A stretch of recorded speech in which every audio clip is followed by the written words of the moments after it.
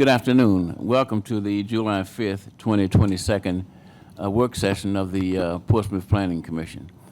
Commissioners, hope you had a great 4th of July, and it's time to get back to work. Mr. Baldwin. Thank you, Mr. Chairman. Good afternoon, Chairman, members of the Planning Commission. We're going to start today's work session. We do have 5 applications that will be coming before you today in your regular session. So we'll start off with the first one, our one rezoning application, Z2203, and Julie Chop will present that.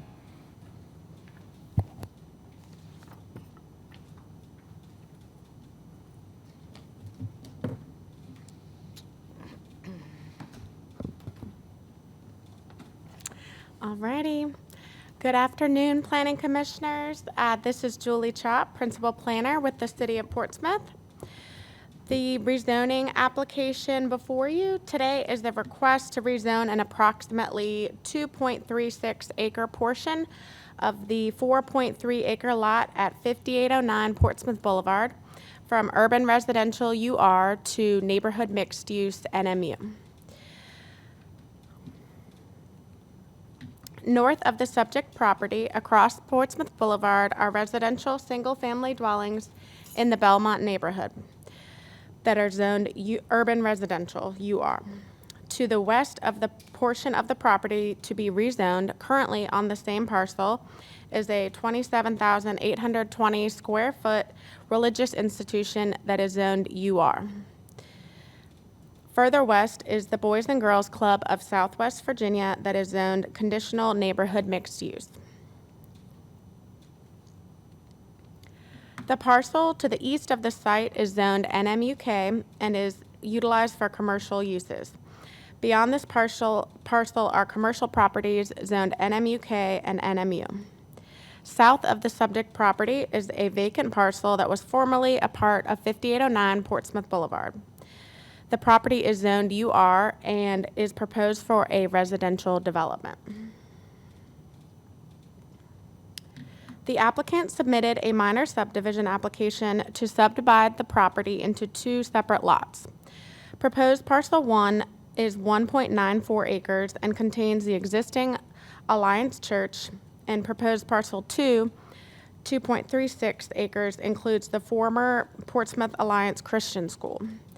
The applicant is proposing to rezone the portion of the property that currently contains the former school, outlined in red on this slide, to the neighborhood mixed-use zoning district in order to utilize the existing building for commercial uses. The 1.94 acre portion of the property that contains the church is to remain in the UR zoning district on a separate parcel. The portion of the property proposed for rezoning contains an approximately 37,085 square foot building that housed the Portsmouth Alliance Christian School from 1971 until 2017. The applicant seeks to rezone this portion of the property in order to establish a mix of small-scale, low-intensity commercial uses within the existing building. The uses include a youth club facility, educational facilities, offices, business support services, construction material sales, consumer repair services, personal services, and personal improvement services. The conceptual site plan shown on this slide shows parking for each proposed parcel. The applicant indicates in the project narrative that adequate and zoning ordinance compliant parking will remain for the commercial uses proposed for parcel 2, as well as for the existing church on proposed parcel 1. Staff has informed the applicant that if the rezoning is approved, an alternative parking plan to utilize off-street parking on the parcel to remain UR to meet the parking requirements for the proposed commercial parcel would not be permitted, as off-street parking is not permitted in lesser intense zoning districts. If this rezoning application is approved, the minor subdivision plat will need to be recorded promptly to finalize the new NMU parcel and the parcel to remain UR. An approved zoning permit will be required to establish any new uses on the property and ensure compliance with applicable zoning requirements.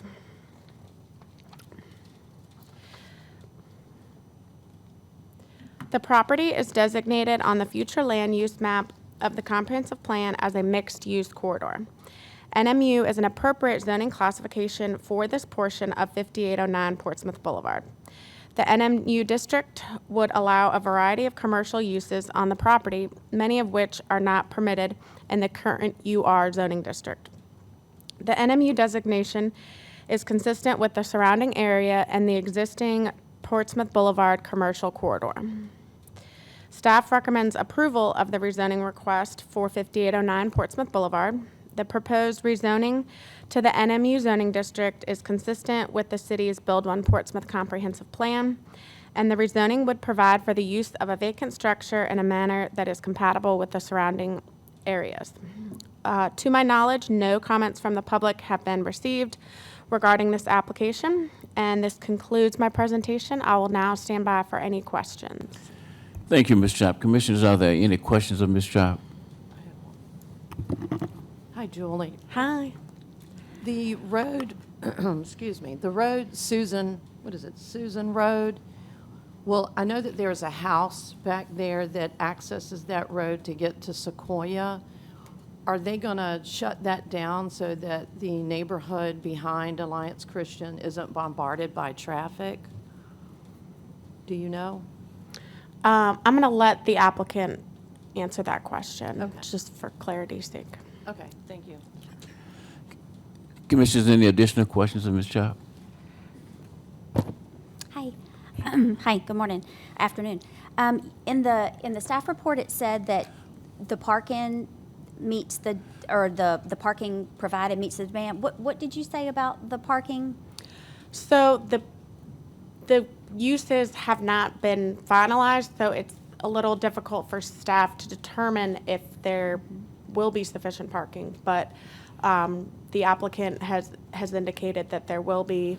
And what I was saying about the alternative parking plan is, since this rezoning is proposed to NMU, which is a more intense zoning district than you are, then they won't be able to utilize the parking on the church parcel to meet the requirements for the commercial properties. Okay. Now, I guess just with any other shopping center, when it first goes in, we can control those uses with the parking. But after 5 years or so, if a hairstylist moves out and somebody that does silk flowers moves in, there's really no way at that point to gauge the uses that are left in the remaining uses of the parking. I believe that when they submit a zoning permit for any of these new uses, the zoning administrator will verify that there is sufficient parking for that use as well as the other uses within the shopping center. As best they can. Yeah. Right. Okay. Yeah, thank you. Commissioners, any additional questions? Thank you, Ms. Chop. Thank you.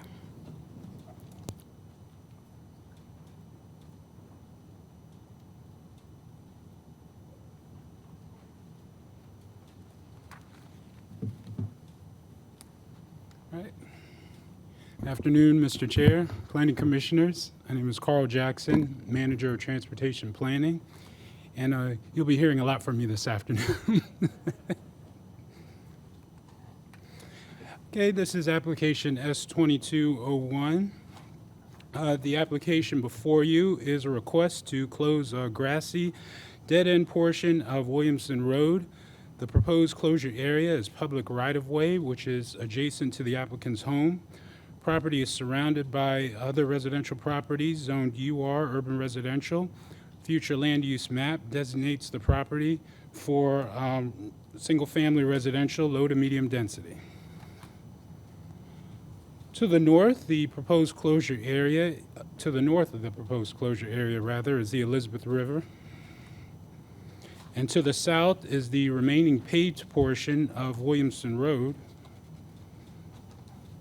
And to the east and west are residential homes in the Merrimack Point community at 96 Williamson Road and 100 Monitor Road, both of which are zoned UR urban residential. The applicants are seeking to close the property and evenly divide and maintain the property with their neighbors. The applicants have claimed that since moving into their home in 2019, they have regularly maintained the area by mowing the grass, picking up trash, and cleaning out the stormwater drains.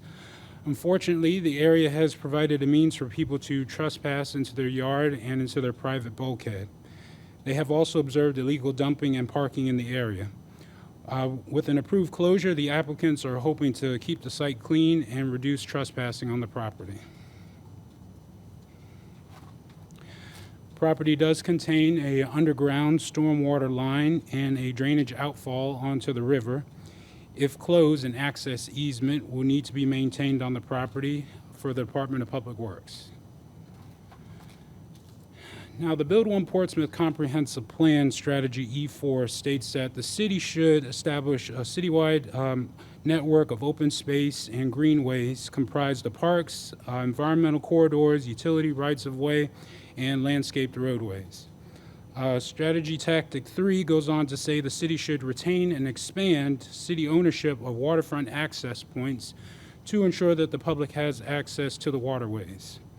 The proposed closure contradicts these principles and is not consistent with the Build One Portsmouth Comprehensive Plan.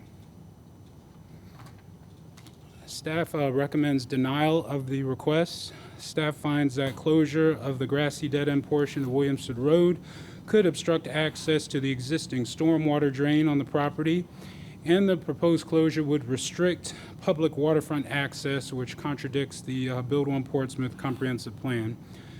If, however, the closure is recommended for approval, conditions have been identified in the staff report for you all to consider.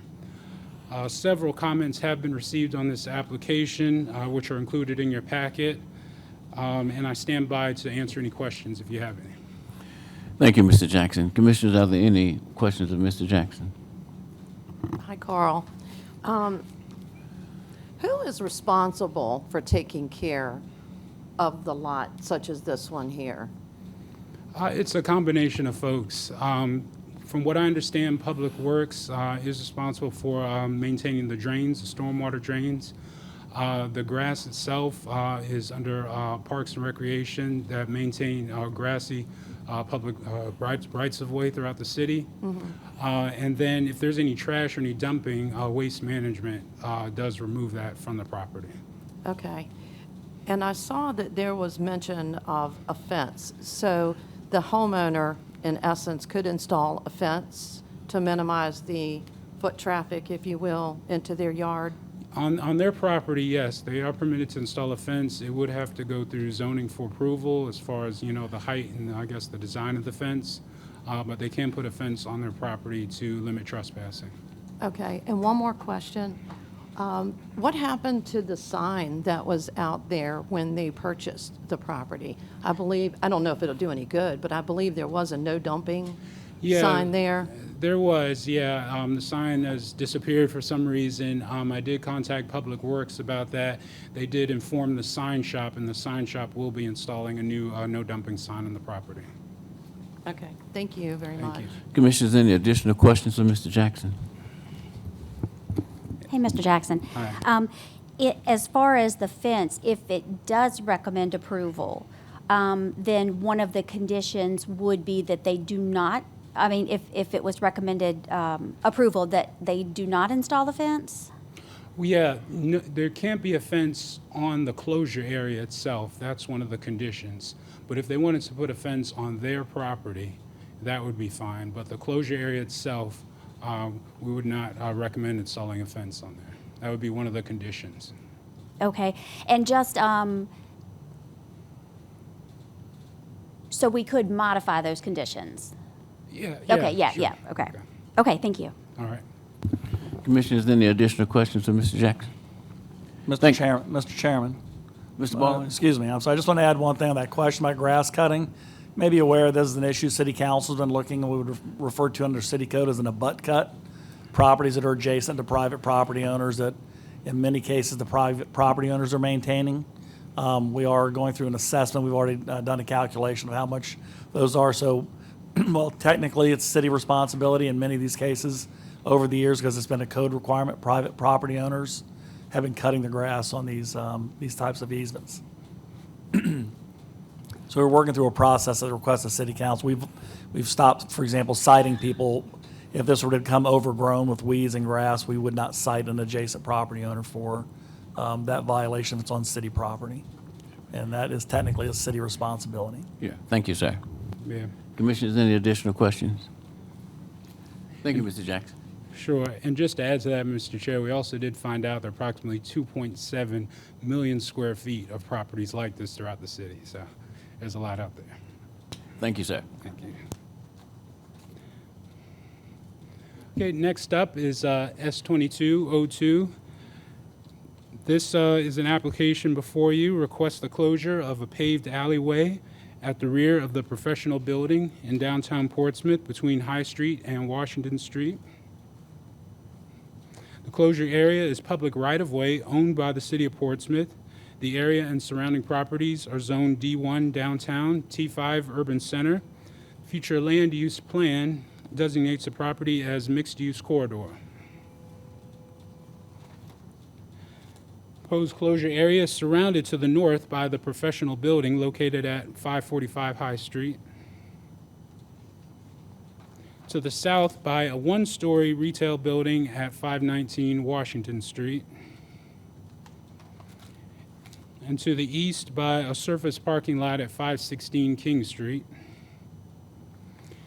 And then to the west across Washington Street is another surface parking lot. The applicant intends to close the alleyway in order to complete the purchase of the professional building and combine the surrounding properties via a minor subdivision. The closure and the subdivision will facilitate the renovation of the professional building and reopen it as a mixed-use building with ground floor retail and above-ground residential units. There are no utilities or power lines present, but the closure area does contain a fire escape and provides emergency egress to surrounding buildings. The applicant has stated that the alleyway will not be impacted by the building renovation and will remain open after the project is complete.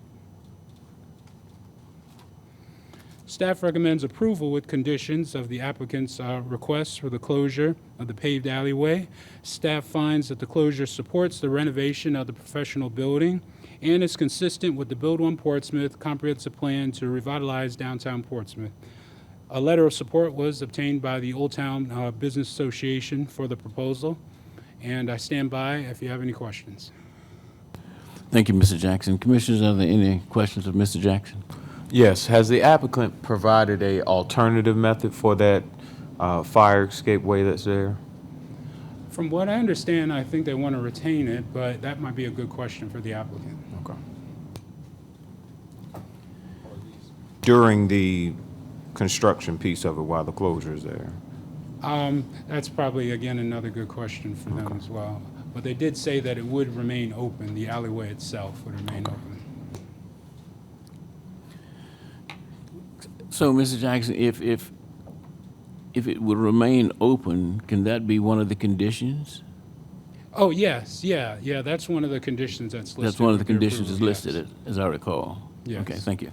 Commissioners, any addition? So you just stated that during the renovations, it will be closed, correct? No, it won't be. Based on, from what I understand, it will not be impacted by the renovation of the building. That's what I want to hear. Thank you, sir. Commissioners, any additional questions of Mr. Jackson? Thank you, sir. Thank you. All right, this is my last one, I promise you. SNC 2201. The application before you is a request to rename a portion of McLean Street to Missy Elliott Boulevard in recognition of the award-winning Portsmouth native. McLean Street is a two-lane roadway in the Victory Crossing section of the city. The roadway is surrounded by developed and undeveloped properties in the vicinity. Future land use map designates the property as transportation. McLean Street is surrounded to the north by right-of-way at the intersection of Airline and Portsmouth Boulevards and Turnpike Road, also known as Alexander's Corner, with properties zoned General Mixed Use GMU District. To the south is the Newport and Bidewee Manor neighborhoods, zoned UR urban residential and urban multifamily urban residential respectively. To the east is a retail car dealership zoned general mixed use, the former Tower Auditorium, and smaller vacant lots which are zoned light industrial. 3 large vacant lots zoned multifamily urban residential, including the future Woodland Park townhouses, which are currently under construction.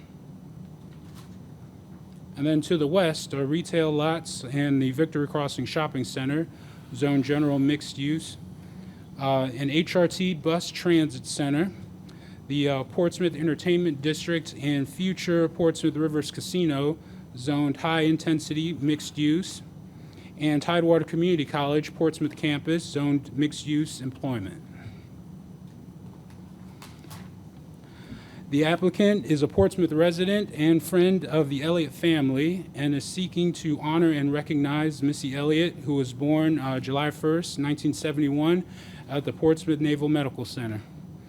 Missy Elliott graduated from Woodrow Wilson High School, now Manor High School, and has since become an award-winning rapper, singer, songwriter, and producer. In 2001, she received a star on the Hollywood Walk of Fame. The remaining portions of McLean Street, which are not included in the Bidewee Manor, which is approximately 1/6 of the mile, would not be changed. This extends from Greenwood Drive to Beasley Drive, and none of the future or current developments that are in the area will require an address change with the proposed street renaming. The applicant believes that the renaming will enhance the city's recently rezoned entertainment district and will serve as a testament to Portsmouth's greatness as a place that launched Missy Elliott's career. Staff recommends the approval of the request for the street name change of McLean Street from Airline Boulevard to Greenwood Drive to be changed from its current designation to the name Missy Elliott Boulevard. The proposal is consistent with city code and supports the city's recognition of a successful, award-winning Portsmouth native. And I've received no comments, but I stand by for any questions. Thank you, Mr. Jackson. Commissioners, are there any questions of Mr. Jackson? Crazy question learning about Portsmouth. Who is McLean? Is there any sort of, is this just a random name or Yeah, he was a miscellaneous? developer in the 1950s that helped to develop Cavalier Manor and a few other neighborhoods in Portsmouth. Right. Matter of fact, I live in that neighborhood. He was the developer that developed that entire community, which is the, as I recall, is the largest minority community in the nation. Oh, wow, that's good to know. And his name will be preserved on the remaining portions of McLean Street that are in Bidewee Manor. So he can get 2 blocks. Yeah. I'm being facetious. Are there any additional questions of Mr. Jackson? Thank you, sir. Thank you.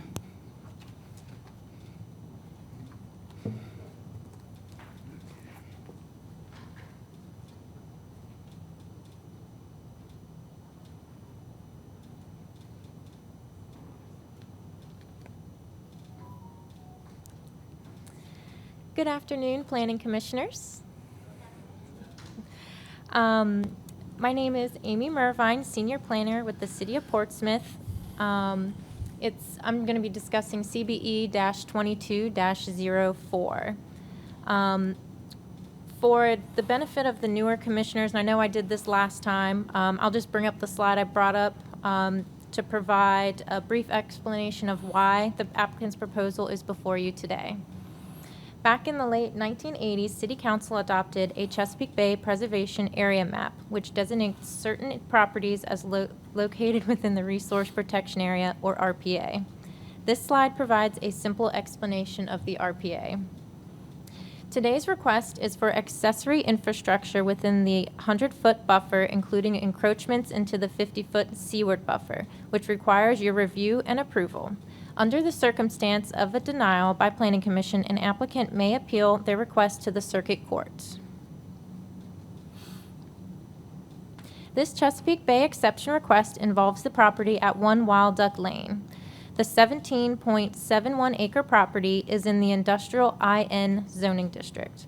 The property currently has an existing asphalt parking lot, concrete strip, and structure on the northwest portion of the property, and various sized concrete strips located throughout the rest of the property. The rest of the property is currently undeveloped. The property was formerly utilized as the coal-fired power station owned and operated by Cogentrix and was demolished in 2020. The property was platted prior to October 1st, 1989, and approximately 24% of the property is located within the resource protection area. The Virginia International Gateway Port Facility is located to the north across Wild Duck Lane. There we go. And an inlet of the Elizabeth River to the west, south, and east. The applicant proposes to demolish the existing concrete foundations and construct 72,000 square feet of building and associated infrastructure for a new warehouse transload facility within the 100-foot RPA. The Chesapeake Bay ordinance requires the approval of an exception to develop accessory structures within the RPA buffer and any encroachments within the seaward 50-foot buffer. This slide shows an aerial view of the site, and the following slides are site photos that I took just to kind of get a perspective of the site. This shows the existing structure and asphalt parking lot to the northwest. These are the current concrete strips located within the RPA. This shows the existing stormwater concrete culvert along the fence line to the southwest, vegetation, and undeveloped areas. This shows the existing pervious area within the 100-foot RPA buffer, which is noted in red. On the right side is the concrete strips that I had just showed in the picture, and on the left side is the asphalt parking lot and then the existing Wild Duck Lane.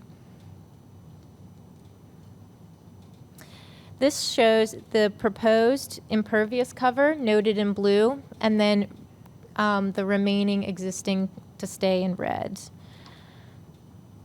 The subject property contains 4.3 acres of land within the RPA. Approximately 0.71 acres of existing impervious cover is located within the 100-foot RPA. The applicant is proposing an additional 1.05 acres of newly impervious surface within the 100-foot buffer, approximately 0.2 acres, 8,627 square feet, of which is proposed within the 50-foot seaward buffer. A major water quality impact assessment, or WQIA, is required for projects that exceeds 5,000 square feet of land disturbance and requires the use of the Virginia Runoff Reduction Method spreadsheet to determine the appropriate best management practice, or BMP, for the project. No BMPs are shown on the submitted site plan. Staff recommends denial of the Chesapeake Bay exception request. The proposal does not comply with the purpose and intent of the Portsmouth City Code, Section 9.1 Chesapeake Bay Ordinance, which is to minimize encroachments and land disturbance within the resource protection area. The applicant is proposing 1.05 acres of newly impervious surface within the 100-foot RPA, approximately 0.2 acres, 8,627 square feet, of which is proposed within the 50-foot seaward buffer. No encroachments into the 50-foot seaward buffer are permitted. If approved by Planning Commission, staff has proposed several conditions within the staff report. To my knowledge, no public comments were received regarding this application. I will now stand by for any questions. Thank you, Ms. Morvan. Commissioners, are there any additional questions of Ms. Morvan? Thank.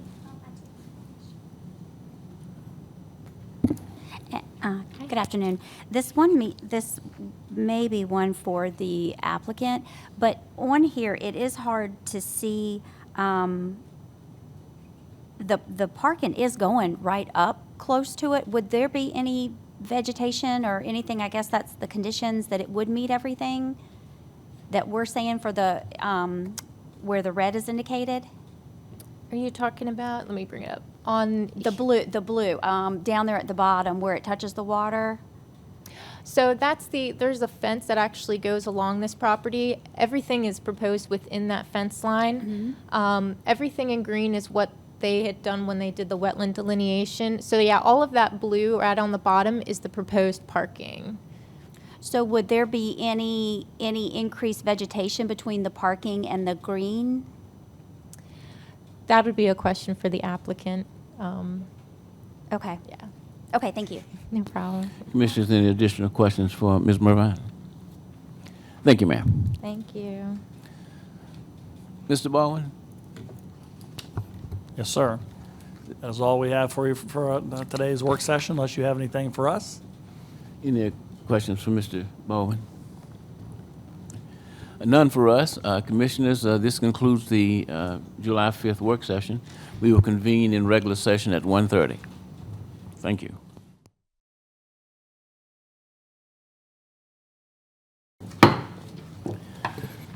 Good afternoon, ladies and gentlemen. I would like to welcome you all to this very important meeting today, Tuesday, July 5th, 2022, being held in the City Council chambers. Madam Secretary. Thank you, Mr. Chairman. Commissioners, I will now confirm that all members of the Planning Commission are present by calling the roll.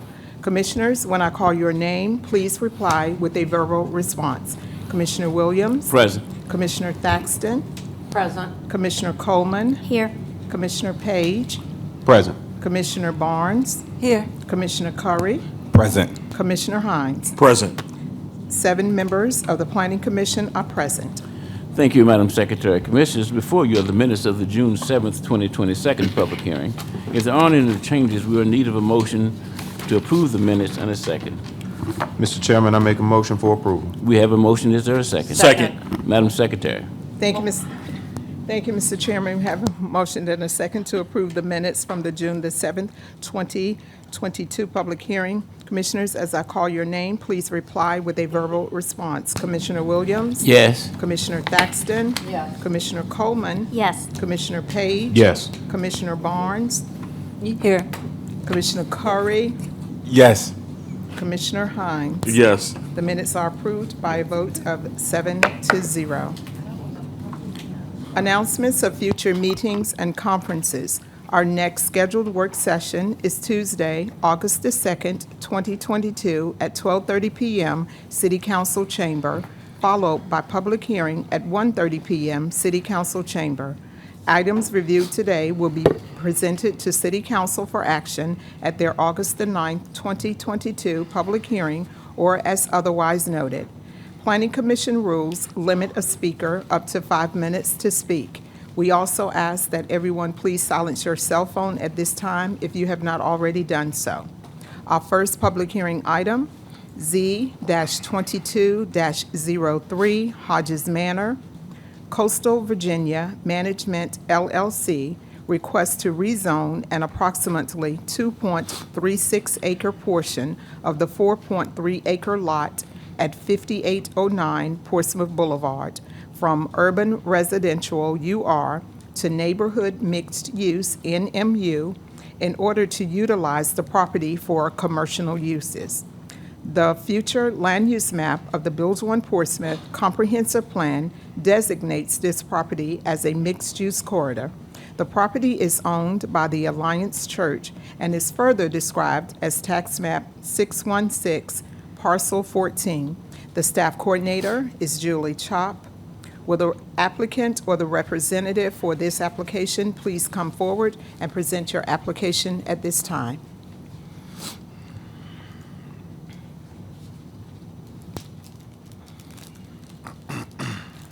Yes, good afternoon, Mr. Chairman, members of the Portsmouth Planning Commission. My name is Greer Ferguson. I'm an attorney practicing in Suffolk, and I'm here today to speak on behalf of Coastal Virginia Management for the approval of this project.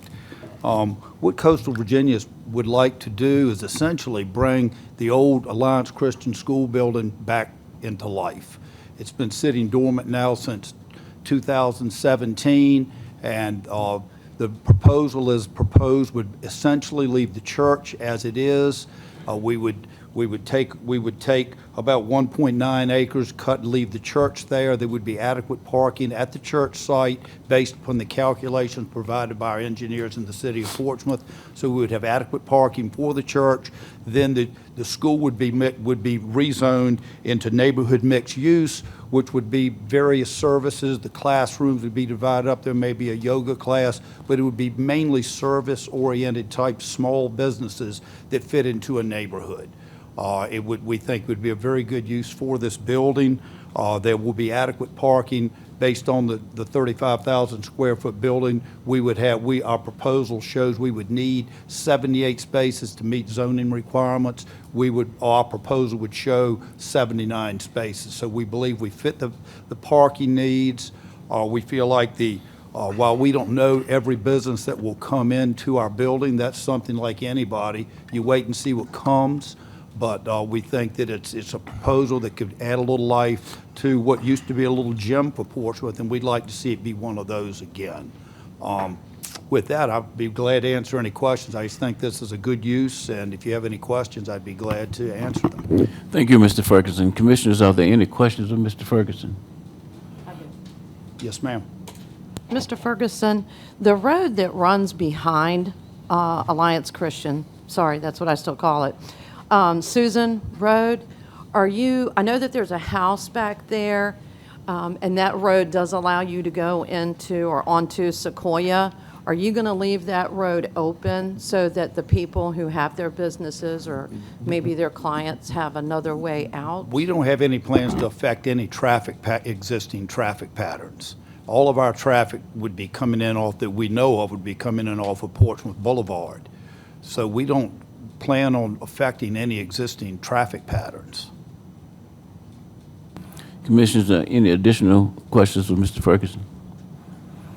Thank you, sir. Okay, thank you very much. Madam Secretary. Thank you, Mr. Chairman. Ladies and gentlemen, this is a public hearing on item Z-22-03. I do have one registered speaker. You may come forward and you have up to 5 minutes to speak. Donna Sy.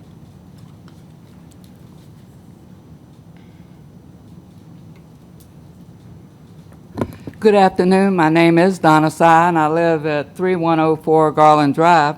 I didn't have time I usually write up everything so I can be organized. I'm a researcher, so I like to know how you're communicating with the people. This area is in Hodges Manor, which back in the day with police service areas was Police Service Area 4, which is Hodges Manor. And I was wondering if anybody connected with the civic leagues in this district in Hodges Manor. All right, number one. All right, these are some questions I know you're not going to answer. It's my research. Is how much money does the church plan to make in this project? Will this commercial use be tax exempt? What hasn't been finalized? The girl made a presentation and a question was asked and she said it hadn't been finalized, so I'd like to know what that question was and why it hadn't been finalized. What kind of visual will this area be? Because in Portsmouth, I'm seeing everything looks like it's industrial, port, shipyard. There's no visual interest. All right. It was in the past, Portsmouth Boulevard was mentioned. It was a corridor from y'all's panel one time. Someone wanted to do something on the request of doing what they would want to do on Portsmouth Boulevard, but it was refused because it said Portsmouth Boulevard was for traffic, and so what he decided, they said they weren't going to do anything. Well, will this project increase the traffic on Portsmouth Boulevard to see how it compares with the refusal from the other person?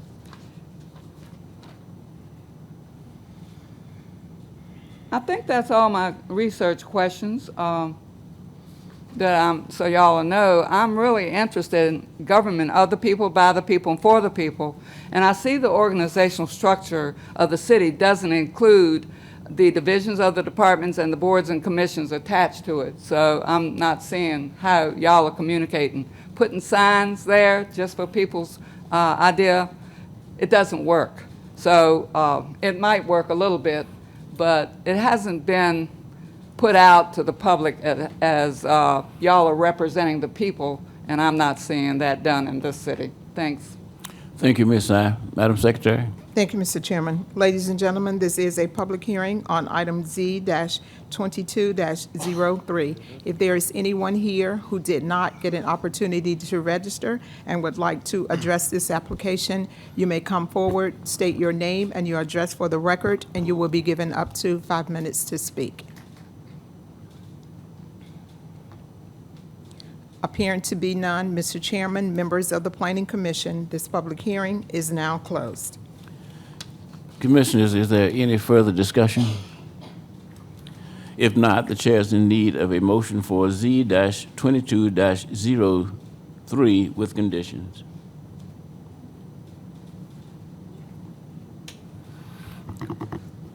I'd like to make a motion, but I do have a question for Mr. Baldwin, please. Is it possible to make a condition on the use of Susan Road to prevent people from starting to go through the neighborhood? No, this is a rezoning, and you cannot impose conditions. Okay, all right. Then I make a motion to approve Z-22-03 with conditions. We have a motion. Is there a second? Second. We have a motion and a second. Madam Secretary? Thank you, Mr. Chairman. We have a motion and a second to approve Z-22-03. Commissioners, as I call your name, please reply with a verbal response. Commissioner Williams? Yes. Commissioner Thaxton? Yes. Commissioner Coleman? Yes.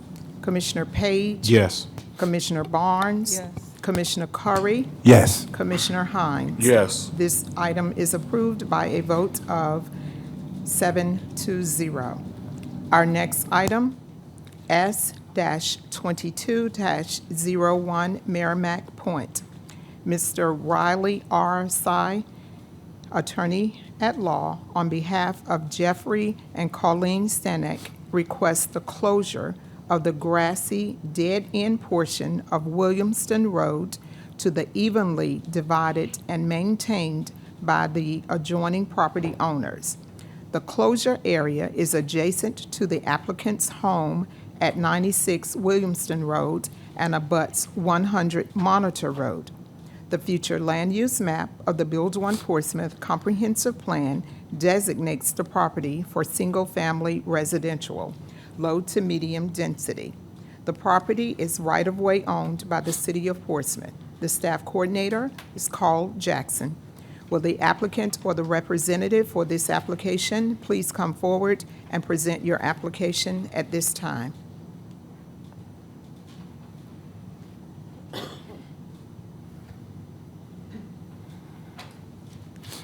Good afternoon.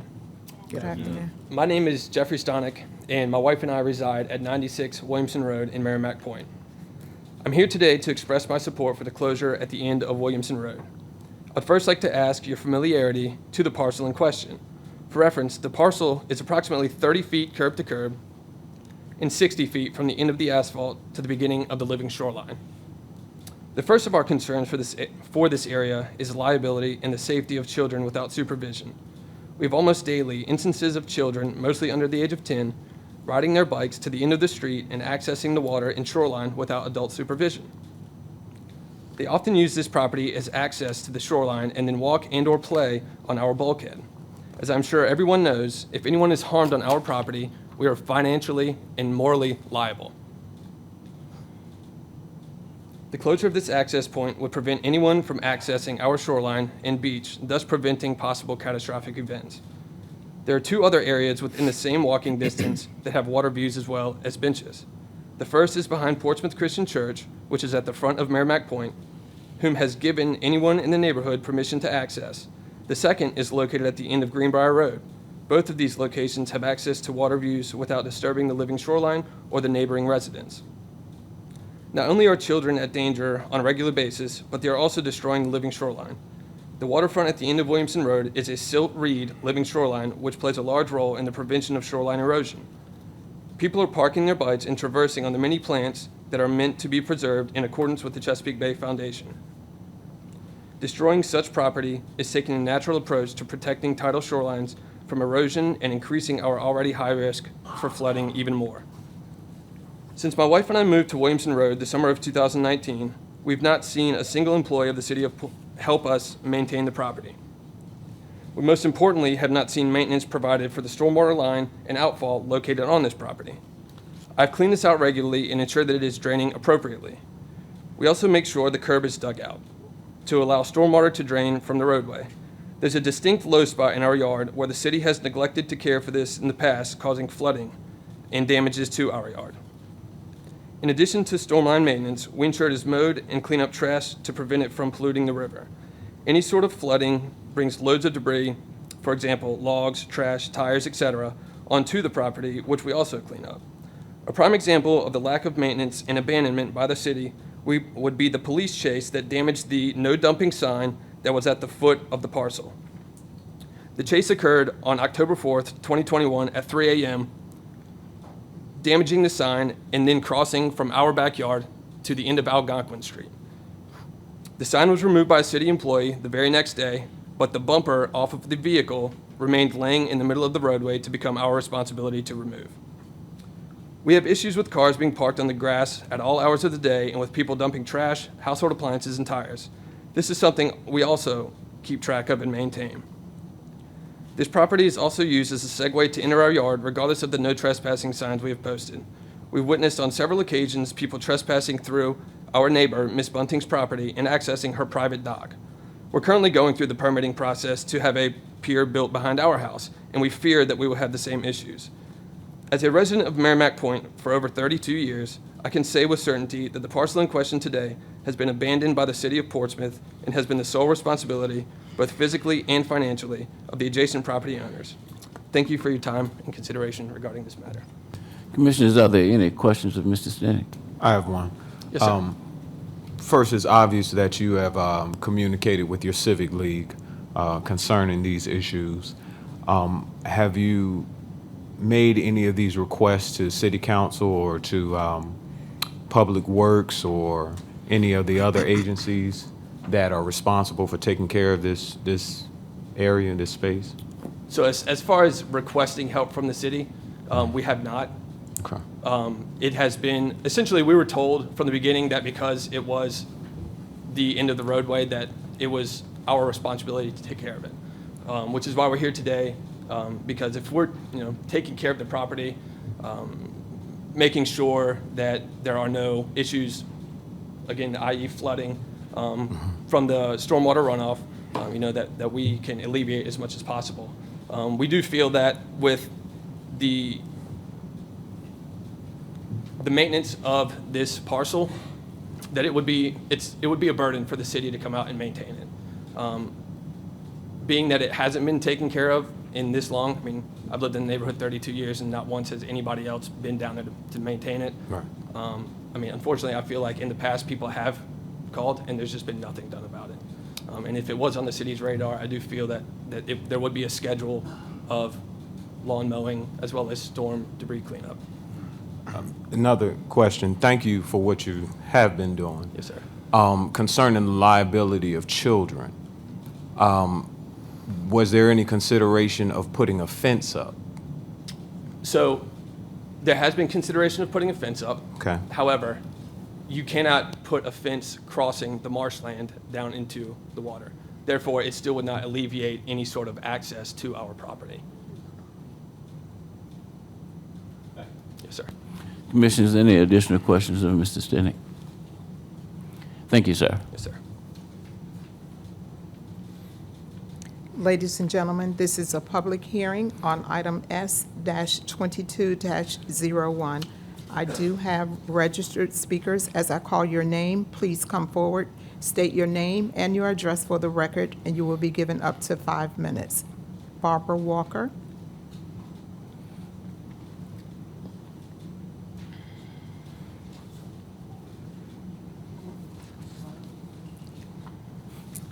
Good morning, afternoon. I'm Barbara Walker. I reside at 101 Porter Road. I am also the president of the Merrimack Point Civic League. So there's not much to touch on that Mr. Stanek has not already spoken about. Just to go back to your questions, Mr. Page, I have put in multiple tickets for 311 about the maintenance complaints. I've also been to multiple meetings for the Portsmouth Council of Civic Organizations and worked with Mr. Parr on this. It just seems like maybe the response, we're not getting what we really need to have in regards to taking care of the maintenance. And as the Civic League president for Merrimack Point, I do agree that the road closure should go through. I honestly do not live on the water. I think that the view is wonderful, but I also think the liability and the issues with the stormwater management and also the living shoreline is too much of a risk. I'm actually in the coastal adaptation and stormwater management sector, and the reed and silt shoreline is imperative to the protection of our neighborhood and our houses. After doing many research and speaking with some neighbors that are for and against, there's 2 other neighborhood watching points that would not deny any of our neighbors access to the beautiful view that they desire. There's, as Mr. Stanek mentioned, there's one behind the church that the church said we could access whenever we want. No issues of a shoreline there, as well as the one at the end of Greenbrier, no issues of a living shoreline there. And there's also no adjoining properties that would cause any trespassing issues, any sounds, any noise violations, any parked cars, which I've lived there since 2019. I have witnessed all the things Mr. Stanek has mentioned, loud parties late at night, cars parking, teens, making out, doing other things. So it's not just one person witnessing all these things. I just feel like without this approval, it's going to really put a strain on the city's resources because they're constantly going to be calling now there's someone trespassing. Can you come fix this? Can you mow the grass? Can you take down this? Can you do that? So I think it's in the best interest to support this road closure and approve it. Thank you, ma'am. Any questions? No, ma'am. Okay, thank you.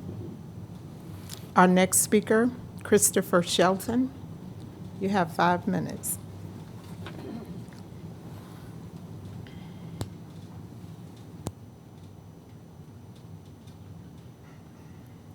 Good afternoon, Christopher Shelton. I live also at 101 Porter Road and have resided in the neighborhood. Actually, I resided in the neighboring neighborhood of Lynn Shore for a better part of 10 years before falling in love with the whole area. And Barbara and I bought the house at 101 Porter in October of 19. Initially, we had this vision of turning the end of the street into some sort of a boat ramp or public park. And we went down there one day, as we often do, as many of the people in the neighborhood do, and we engaged in conversation with Jeff and Colleen and said, wouldn't it be great if this were a park? And they explained to us the issues that they were having, and we immediately recognized how bad it would be if we had their property and we had to deal with those issues. And so we decided, it's probably just as well that this is just a mowed little piece of grass. And if you can see here in the picture, for any argument that this is going to completely shut down the view from the end of this street for anybody who's not willing to walk an extra 200 feet to one of the other spots that we have identified that would be appropriate to access, you can see here at the end of the pavement, you still have a wonderful, expansive panoramic view of the area. So we would not be losing that at all, and I'm in full support of this closure. And I appreciate your time. Thank you, sir. Thank you.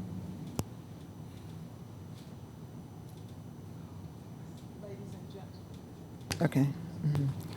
Mrs. Stanek, is there any additional information you'd like to provide? Okay, thank you, sir. Madam Secretary. Thank you, Mr. Chairman. Ladies and gentlemen, this is a public hearing on item S-22-01. If there's anyone else here who did not get an opportunity to register and would like to address this application, you may come forward, state your name and your address for the record, and you will be given up to 5 minutes to speak. Good afternoon. My name's Jeff Stonick. I am Jeffrey's father. That was great to say.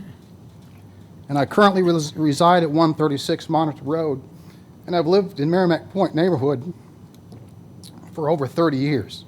And I feel very strongly about this request that him and his wife have asked you for. Over the years, this grassy area has become an eyesore for the neighborhood.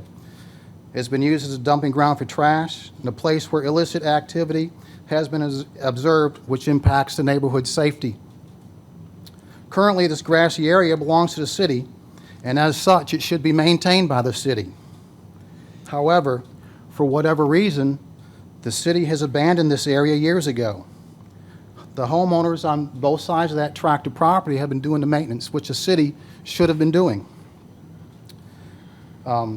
They've used their own resources, their own money, equipment, and most of all, their own time to take care of this tract of property. By keeping the grass cut, the curbs clear to allow for a free-flowing of stormwater runoff, and cleaning up the garbage that people discard, as well as cleaning up after any of the storms. There used to be a no dumping sign there just forward of where that sign is there. And like my son had said, that there was a police chase back in October. Sign was knocked down. Public Works came out the very next day, replaced it. That was 9 months ago. No sign. The city obviously doesn't care about that parcel of property, so why not let them take care of it? Let them be the stewards of that small tract of land. If the city was maintaining that property like they want the residents to, then obviously that sign would have been replaced. Additionally, there have been numerous occasions where there have been unsupervised minors trespassing down to the shoreline on Miss Bunting's private pier and also across their bulkhead. And I feel strongly that by closing this grassy area, that it will deter this type of activity. But in closing, I have heard some of the negative comments or people that have opposed this petition. And quite frankly, I find no validity in some of these comments.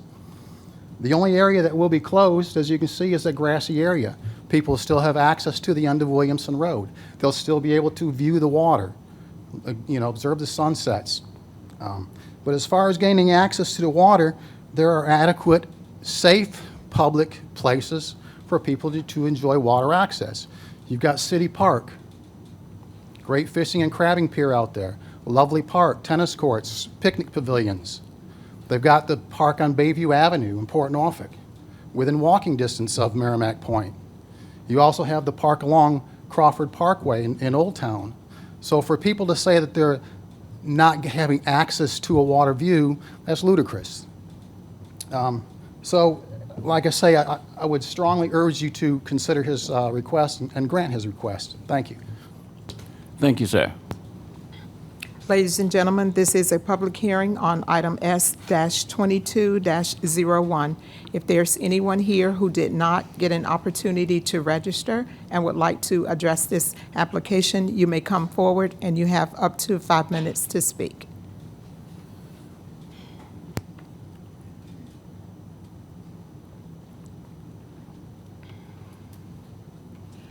Good evening, afternoon. My name is Donna Sy, and I live at 3104 Garland Drive. I wasn't planning to speak, but after hearing the situation here that the public needs to take care of, and it's a shame that this area hasn't been taken care of. We need to think about the people in this city. If they live here, then how can this area be fixed alternatively, or whatever kind of creative ideas that people have to fix this, to fix what the needs are. The needs. People have needs, and that is safety, survival, and that's one of the issues here, is safety and survival. So their needs need to be met. and they need to have a conversation, a town hall, to come up with an idea on how to fix it, or a restorative scripted conference to see how to fix it. Because the city is failing to do their job, because we have boards and commissions all over for the departments, and they're not doing their job. For people to come up here and be embarrassed to say what they need when it should be taken care of. A parent takes care of the children because they know what the children need. They don't have to ask anybody, hey, how am I going to take care of my child? It's your responsibility to take care of the needs of the people. And they're coming up here saying, we need help. Thank you, Ms. Sy. Madam Secretary. Thank you, Mr. Chairman. Ladies and gentlemen, this is a public hearing on item S-22-01. If there's anyone else here who did not get an opportunity to register and would like to address this application, you may come forward, state your name and your address for the record, and you will be given up to 5 minutes to speak.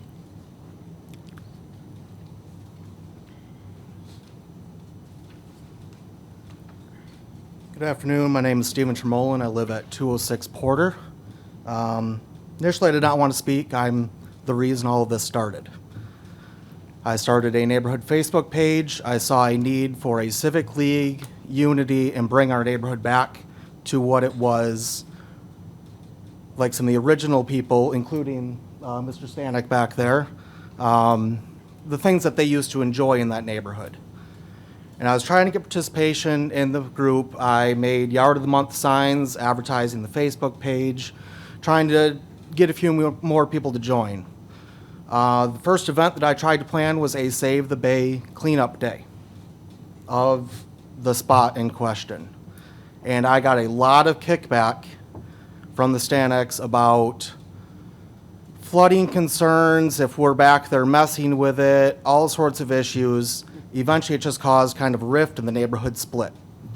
Since then, I stopped the Yard of the Month. I stopped pursuing starting up a civic league, which they now have. And it just kind of backed off. But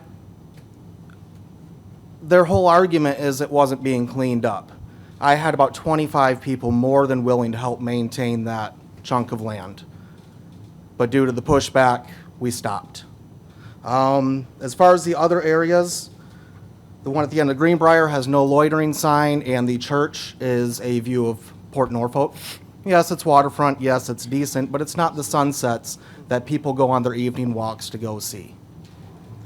It is something, but for many years, there's been people, I think you got emails from several of them that like to enjoy their evening walks and just go down and kind of hang out in the grassy area. As far as parties, I've never heard any of that. I do walk around the neighborhood quite a bit. I do drive around the neighborhood. I've never seen any issues like that, but if it happens, it happens. I don't know. We've brought up the fence in some of the back and forth on Facebook. We will build a fence and block your view if you keep coming down here. Things like that. I said, okay, put up a fence. We don't care. We just, as the neighborhood, want access to go down and enjoy that little peaceful spot of land. We don't care what's going on to the side of us. We do not care what's going on at their house. That's not what we're there for. In my opinion, I don't know how valid this would be, but if they want to take over a piece of land and maintain a piece of waterfront land, maybe the city should sell it to them at fair market value for waterfront land. Thank you. Thank you, sir. Madam Secretary. Thank you, Mr. Chairman. Is there anyone else here who would like to address item number S-22-01? You may come forward, state your name and your address, and you will be given up to 5 minutes to speak.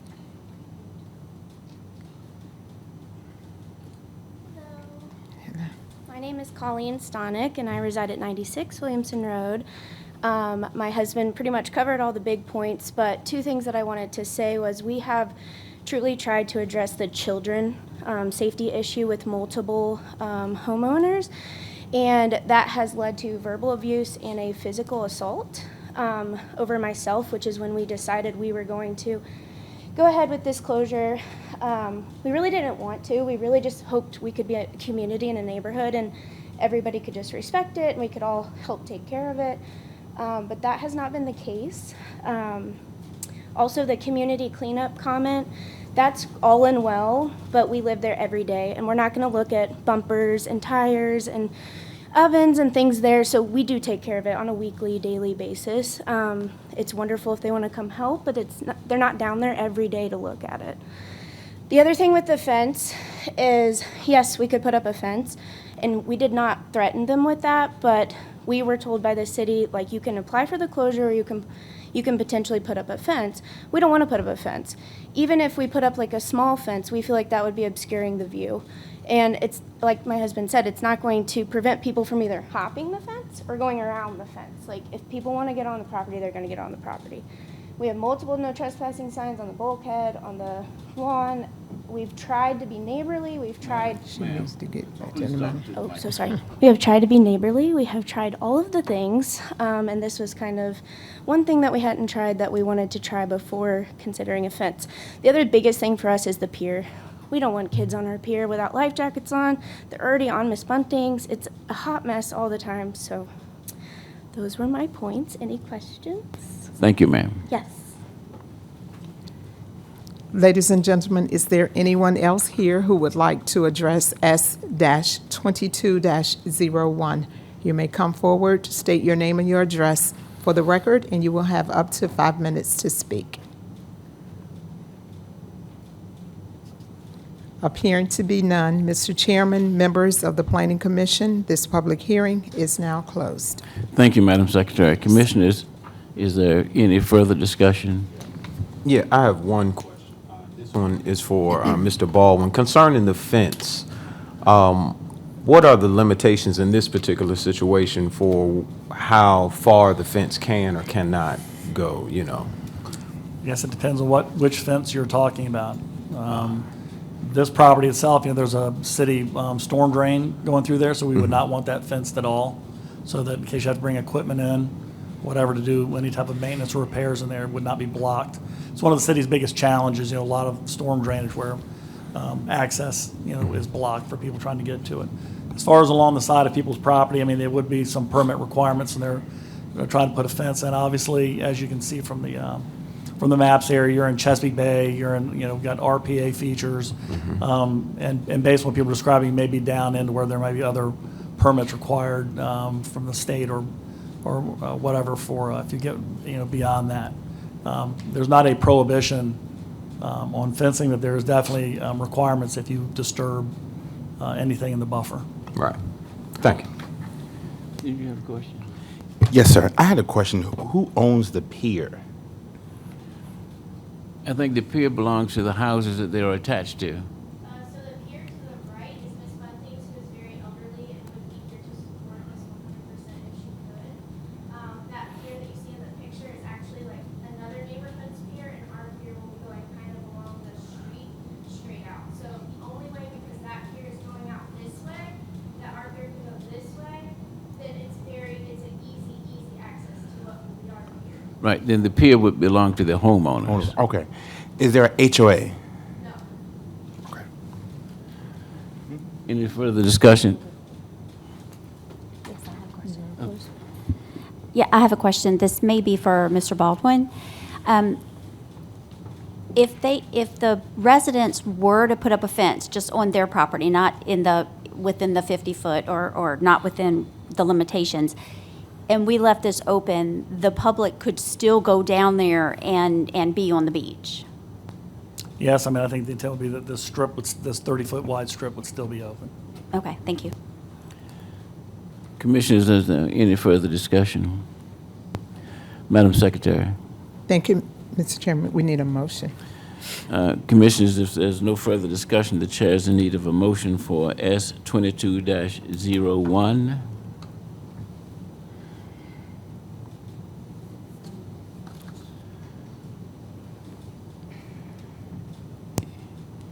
Is there a motion to approve or deny S-22-01? Am I under the assumption that we cannot discuss anything until a motion is made? You can discuss. That's my understanding. Okay.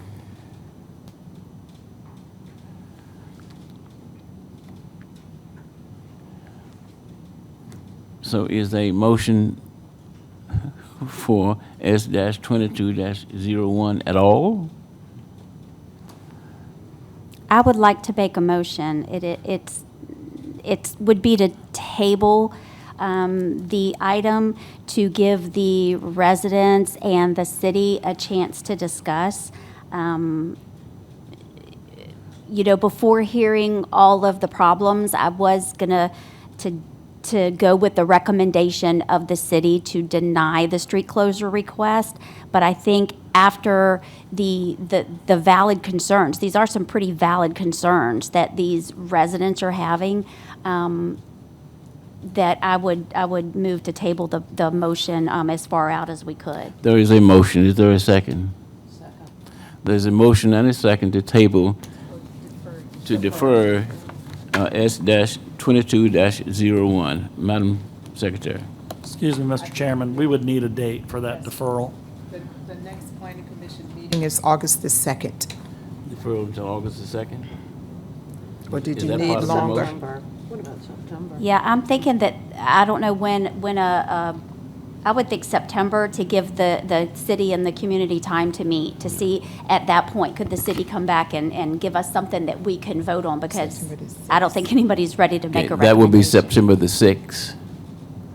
So the motion is to defer until September the 6th. Madam Secretary. Okay.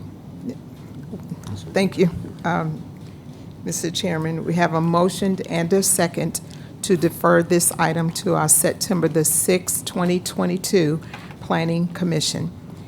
Commissioners, as I call your name, please reply with a verbal response. Commissioner Williams? No.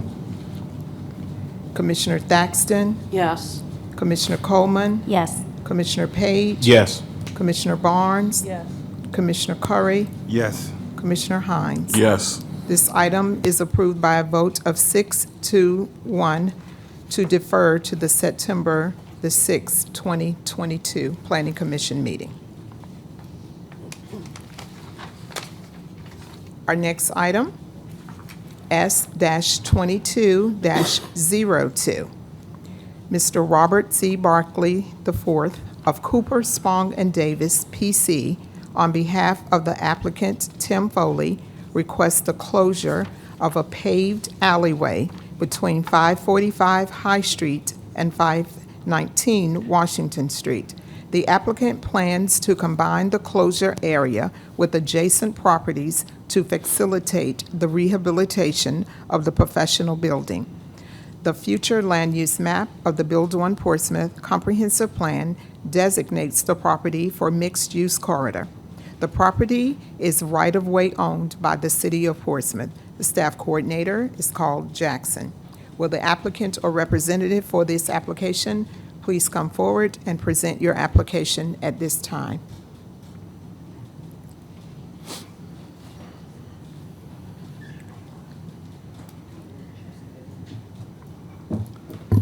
Good afternoon, Mr. Chairman, members of the Planning Commission. My name is Robert Barclay, and my business address is 200 High Street, Suite 500, Portsmouth, Virginia 23704. And I'm here this afternoon on behalf of Tim Foley, who's the contract purchaser for this property and several other properties surrounding it. The street closure is needed to consolidate the two properties that are adjacent to this alley so that the professional building, which is the historic office structure at the corner there on High Street, can be rehabilitated into a new mixed-use property that would include both commercial and residential units. The goal is to convert the professional building from an underutilized and obsolete office building into a modern multi-use building. There would be expansive and historic restoration of the facade on both High and Washington Streets to open those up and restore the commercial spaces that are on the first floor. And then there would be residential apartment buildings on floors 2 through 7. The alley currently is it's not used. Its only purpose is to provide emergency access to the professional building. and the applicant is in agreement with the conditions that the planning staff has suggested, which would be to dedicate a public easement for that area so that emergency vehicles could have access to the property should they ever need it. If this is approved, then the applicant would hopefully be able to close on the purchase of the property by the end of the summer and then proceed to redevelopment next year. And hopefully this property could come back on the market as a fully rehabilitated and renovated structure available to the public by the fall of 2023. Any renovations done to the property will comply with all Downtown Design Committee recommendations and requirements, as well as all Virginia historic restoration requirements.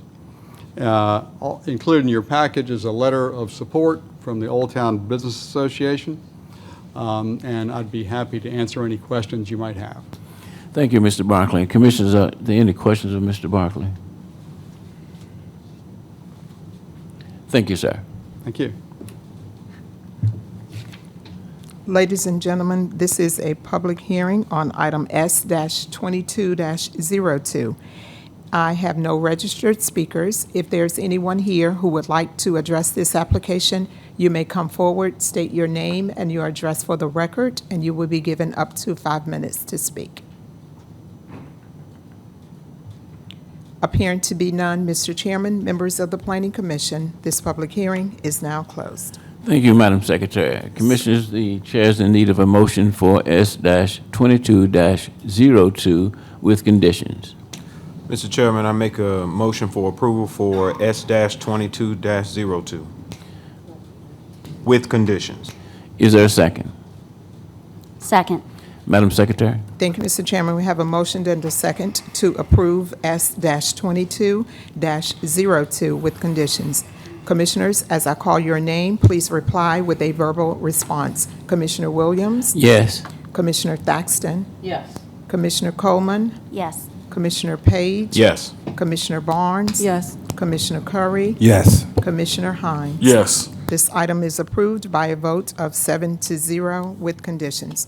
Our next item, SNC-22-01 Victory Crossing.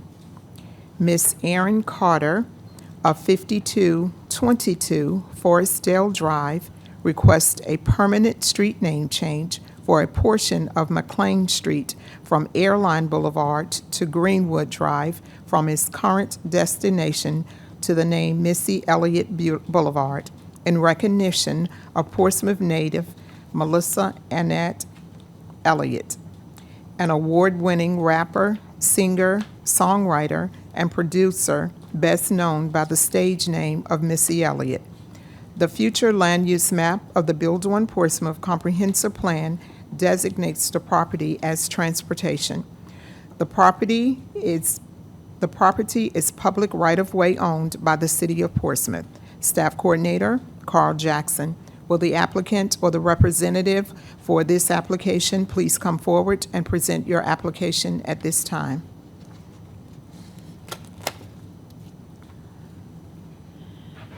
Good afternoon again. My name is Erin Carter, lifetime resident of Portsmouth, Virginia. And here today, I'm here for the street name change of McLean Avenue to Missy Elliott Boulevard. As you may know, according to the city's comprehensive plan, that area is designated to be the future entertainment district of the city, and we're expecting to attract, thousands of people that live from out of town that will have our casino there and possibly whatever the new developments that are coming. And so, honestly, I know y'all got the application. You guys are pretty familiar, probably the most famous person in Portsmouth that came from this city. I know some people may have concerns of what she done. Just as recently, she did give Woodrow Wilson High School $25,000 to help students at the high school. And about 6 years ago, she did build a Mount Herman preschool playground. She's also been a longtime supporter of animals with the shelter in Portsmouth as well. There's articles out there that you can read about that. But this would be a good way for the city to get positive publicity at a national level, recognizing a positive person. You could look through all through our career and you hear nothing but good things, no controversy. And at a time in Portsmouth right now where we need a lot of positivity and good vibes in our city, I think this will be one good way that our city can show love and also show the children, because all of the violence and stuff we need people to come back home and see a positive image and a positive light that they can make it and they can have dreams as big as their mind can imagine. So that's basically it. And in terms of the cost of what it will cost I have been working with city staff, and it's been heavily supported by a lot of city staff and a lot of elected officials in the city. They strongly support this, and I'm looking very forward to this being announced and, just positive news for the city because they know this will be a ripple effect throughout the region. But in terms of the cost to the taxpayers, there are hardly no costs because as you can see on the picture, there are no buildings right now on that section of the street. Besides, when you get to the end, there is, I believe, the police union owns that building, which used to be the old bingo hall when I was a child. But that section of the street, there are no developments, so there'll be no impact besides the cost of some signs being changed. So it's minimal taxpayer effect to this project. Thank you. Commissioners, are there any questions of Ms. Carter? Yes. Does Missy know that you're trying to do this? Her team knows this, including her mom. Okay. Yes. They're very well aware. But they didn't want a lot of publicity because we just want to make sure things get approved first. Any additional questions of Ms. Carter? Thank you, ma'am. Madam Secretary? Thank you, Mr. Chairman. Ladies and gentlemen, this is a public hearing on item SNC-22-01. I have no registered speakers. If there's someone here who would like to address this application, you may come forward, state your name and your address for the record, and you will be given up to 5 minutes to speak.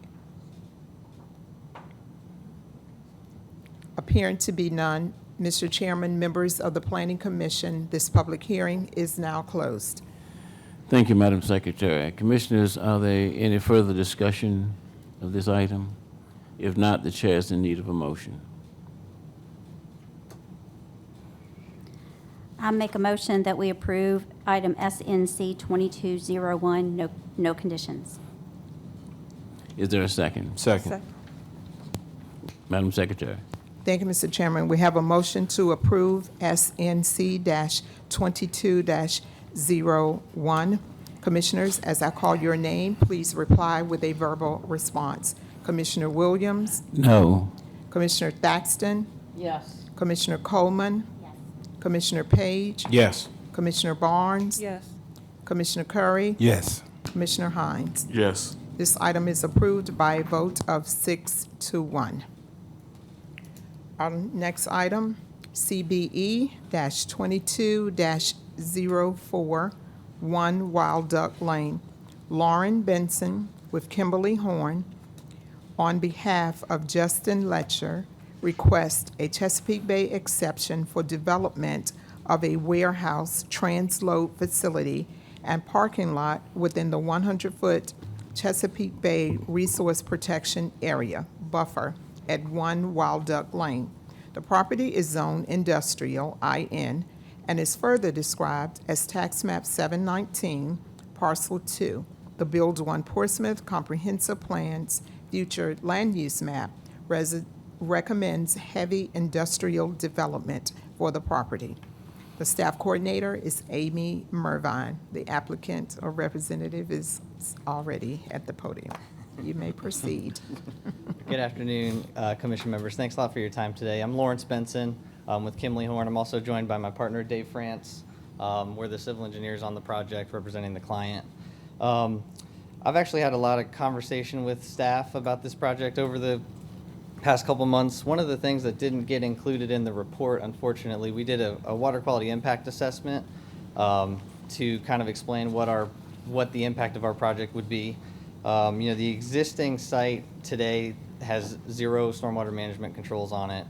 We fully intend to design the new site to bring it into accordance with the standards, and to get the, basically to provide a good benefit to the waters that it drains to, which there's no benefit today with the existing condition. Something else I wanted to just to kind of take a step back. What we're proposing here is called a transload facility. It will basically allow the container ships from the port to be broken down and redistributed in larger, the kind of standard semi-trucks that you see on the road, so that it, to facilitate movement of goods throughout the region. So a couple things I wanted to touch on. Again, been working with staff, and as you can see, and I wasn't able to get this on the slides because, again, the WQI wasn't included, but we've actually made several adjustments to the plan throughout the process and working with them to try to limit our impacts to the areas that are sensitive. There is a little bit of a difference between what planning staff considers to be impervious cover and what engineering staff and the state code considers as impervious cover. So I know that in the report, in their analysis, they describe a lot of new impervious. I'd just like to bring your attention to the compacted gravel that is out there today would not be considered under state code as pervious cover. And of course, the purpose of the CVPA protections is so that if there's existing vegetative cover there that is serving some kind of ecological benefit, we want to preserve that as much as possible. So we are not proposing any new work. I think Amy described that we're keeping all of the work within the existing fence line. We're not pushing out any further into the wetlands area. And on those exhibits that were included, any area that is not hatched is going to be green space. So I know there was a question during the previous meeting about if we would be replenishing the buffer. We're going to replenish as much of the buffer as we possibly can in there between where that fence line is. And yeah, so on that exhibit, there's that LOD line, limits of disturbance line, kind of to the south of the page there. So all of that will be converted to green space. Currently, the planning staff is looking at that as pervious cover, although if you go out there and look at it, there's no buffer there that you would consider to bring any kind of ecological benefit. So we will be planting that in accordance with the buffer remediation standards as much as possible. We feel that granting this request would be an appropriate use of this exception process. Again, the site is, we've made a lot of adjustments to it to try to get it to fit as best as possible while also keeping it a functional use for the end user. We have, shaved there. You kind of see some kind of funny geometry with the parking areas. We've shaved off areas that we've determined are not needed for additional pavement. And it doesn't look a whole lot different when you look at it at the big scale, but when you get into the details, we've trimmed up the drive aisles and the parking bays as much as possible. And another point I want to make on this type of facility, usually you want to go for 4 trailer drops per dock space. So there's going to be 80 docks on this facility. That would be 320 spaces. We're only showing 120. So we're already kind of pushing the limit to what what the end user can work with. At the end of the day, if we can't get an exception granted, this project is not going to be able to move forward, and there's going to be zero additional benefit to the bay because no one's going to develop on this. So those are the points I wanted to make. So obviously, I'll stand by for questions. Commissioners, are there any questions of Mr. Benson? Thank you, sir. Ladies and gentlemen, this is a public hearing on item CBE-22-04. If there's someone here who did not get an opportunity to register and would like to address this application, you may come forward, state your name and your address, and you will be given up to 5 minutes to speak.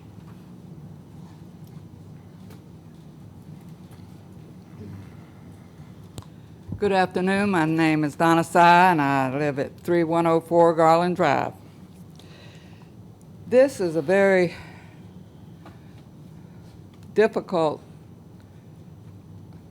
project to understand, and it is next to the port from whatever I'm seeing, and I want to know, has this project been addressed to the Portsmouth Port and Industrial Commission and or the Economic Development Authority? I think this kind of work needed to go before them before they came here to give an idea of what was being planned, how it's going to affect the port and that area. So that's just what I want to say. Thank you, Ms. Sy. Madam Secretary. Thank you, Mr. Chairman. Is there anyone else who would like to address CBE-22-04? Appearing to be none, Mr. Chairman, members of the Planning Commission, this public hearing is now closed. Thank you, Madam Secretary. Commissioners, is there any further discussion of CBE-22-04? If there is none, the chair is in need of a motion.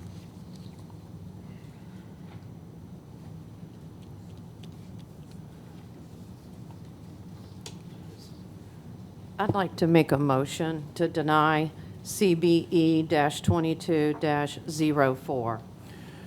Is there a second? Second.